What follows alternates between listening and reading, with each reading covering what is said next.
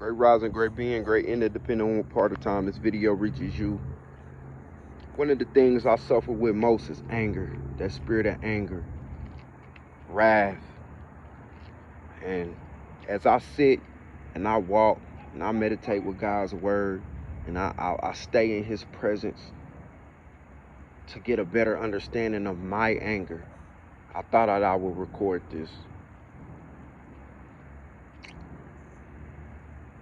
I used to blame myself for my anger because that's how I was conditioned. I was always conditioned that, I'm in control of how I let things affect me. I was always told that, anger is my emotion that I should control and I have to manage that. I even had to go take anger management classes and things of that nature. I used to blame my parents, specifically my father, because he had some of the same things that were built up and stored and suppressed within him that caused so much rage, anger, and wrath. I used to blame my life. I used to blame my experiences. But as I think and I understand more of what's going on in this spiritual war that we are in, I understand it's a spirit. Because emotion is nothing but energy in motions, emotions, energy in motion. And anger is just a form of energy that is exerted and expressed in a low vibrational way.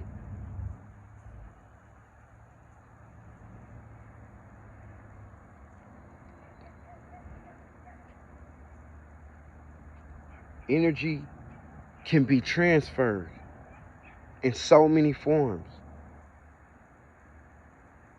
So I had to understand that I'm just not angry for any reason.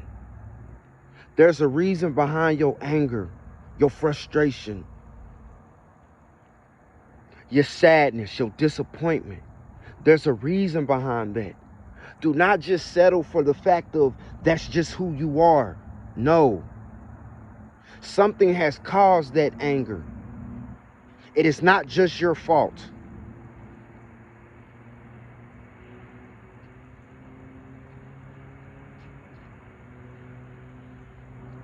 The enemy wants you to think it's your fault. So he puts certain people in certain situations in front of your path for you to embody and embrace that this anger is a part of you. No, that anger is an extension of your experiences that you exert through your emotions. See, that's why it's so important to forgive. Because see, when you experience things from situations and people and you don't forgive or you don't let it go, you harbor it. And it becomes an energetic ball that you hold on to. And you carry it around. And you carry it around for so long that it snowballs and snowballs to the point where you can't bear it no more than the simplest little thing causes you to exert all that built up energy. And a lot of times people will never understand why you yell, why you throwing a fit, why you lashing out.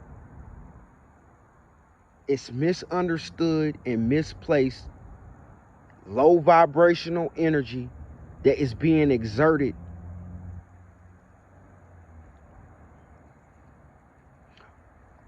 Here's where we have to be accountable, myself included. When you are feeling that emotion of anger, one, you have to be in control. And how you have to be in control is by being accountable of monitoring what it is you are holding on to, what it is that you are carrying around, what it is that you're harboring in your spirit that you're not dealing with. And it's up to us for dealing with these things in a healthy way, a way where you can exert that low vibrational energy. That's why it's good to work out. That's why it's good to pray. That's why it's good to meditate. That's why it's good to run. That's why it's good to work out. I mean, my mind got to be like, I work out again. I guess that's been for somebody. Probably myself, because I ain't been working out. It's been part of my routine and I have not been doing it. But that's why it's important to have that routine. That's really where I was getting to. That's why it's important to have that routine. It's a good way to keep your energies that are in motion in check. And see, when you keep your own energies and own emotions in check, you don't give other people the power to have authority over your emotion, over your energy, which is tied to your spirit. You don't give people the authority to place a judgment on your misunderstood ball of energy or bag of energy, your baggage. Take your power back. Harboring anger is nothing but giving people power, or giving situations power, or giving experiences power over who you are as a spirit, as a soul.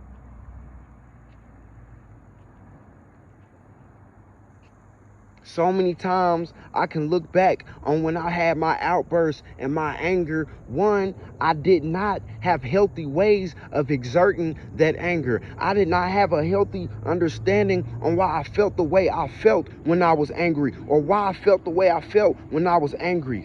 Because I would suppress things. I was always taught to suppress, especially men, especially us men. The world has conditioned us to suppress so much of our misunderstood and baggage of energy, to the point that we come along and we take it out on these beautiful souls of women who are just trying to be a part of our lives, who are just trying to love us a certain way, who are just trying to shine light on the things that we are blind to, who are just trying to hold our hands and walk the walk with us, who are just trying to be on this journey, who just want to love us. But see, when you have so much anger, you will not see that. And it could be vice versa. It could be women who are angry and deal with wrath and run into men who are just trying to be there for them in the exact same way I just explained. But here's where we go wrong with, as both men and women, when it comes to our anger and when it comes to our baggage of the things that we suppress, of the things that are misunderstood within our experience of life, within our journey of life up until the point where we are, is we blame each other for that anger that is exerted. Do not blame the current person who is with you when you release that anger. It is not that person's fault. It is your fault for even having that much anger built up. That's when it's your fault. That's when you have control, because that's when you're being accountable. Now, earlier in the video, I said not to blame yourself, or it's not you. It's not you in the form of you do not have to identify with that energy. See, that energy is not you. It's just your energy. I used to identify with my anger, and I used to be a high-head, and I used to claim, yeah, I'm high-headed. I don't care. I don't got no care in the world. It is what it is with me. Anybody can get it. I don't care. This is just me. Except, no, that's not just you. That's just your energy. That's just your emotion that's been suppressed, that's been misunderstood, that has not been exerted in a healthy way. That's what that is. So we have to quit blaming each other for that misunderstanding, for those unhealthy habits, for where you don't have a balance of your energy. and try our best to understand and be there for each other when we see that. And you gotta talk. You gotta be able to hear somebody when they telling you, hey, you doing a lot right now. All this is not cause for, just because you don't understand the feeling. Just because you can't comprehend the truth and the reality of what you are being.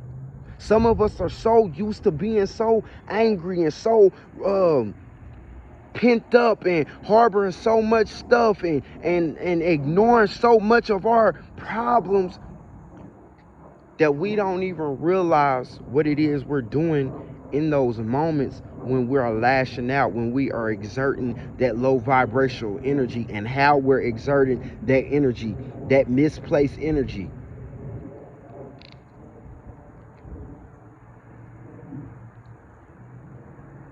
See, honestly, if it wasn't for God, I don't think I would have ever found peace with myself to understand that I am not just anger.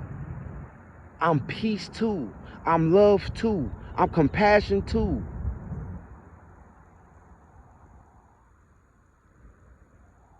Do not identify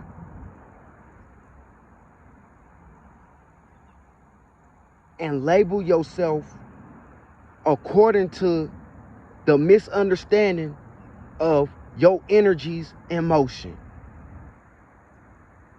Because see, emotions, they are like notifications. We all have phones, tablets, computers. Now, some of us struggle with this, and it goes into my analogy, but just because you get a notification or hear your phone ding, that does not mean you have to drop what you're doing and respond and react to it. See, those are our emotions.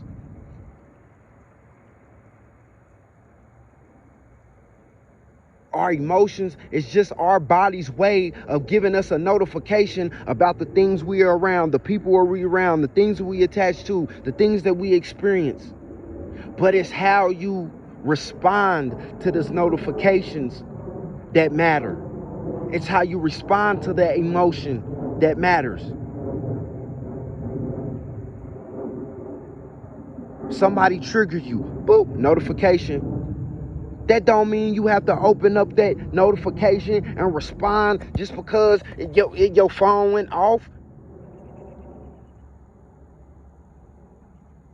So you responding to your phone going off is like you responding to that emotion and having a response a certain way. No, it's just a reminder. It's just a notification to let you know, hey, boom, you got a notification of anger. Okay, this bothers me.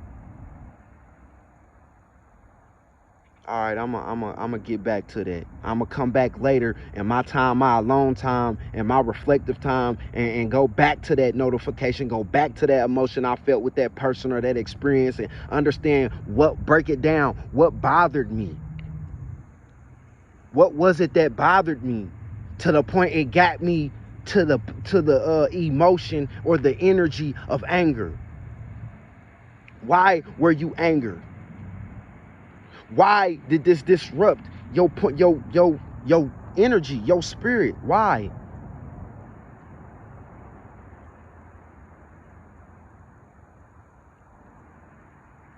I just made a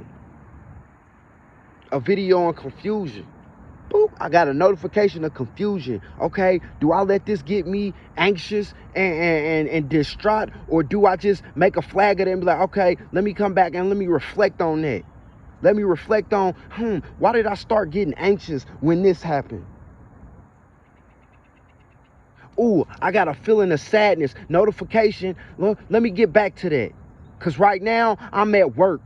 I don't have time to be sad. Right now, I'm with my children. I don't have time to let them see me act in anger. See what I'm saying? That's the importance of having control over your phone, having control over who you are.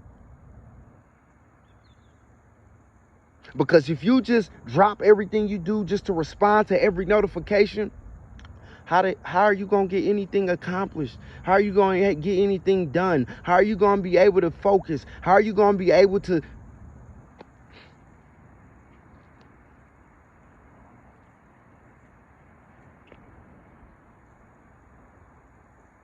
how you gonna be able to control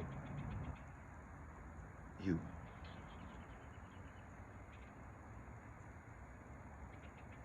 Wake up.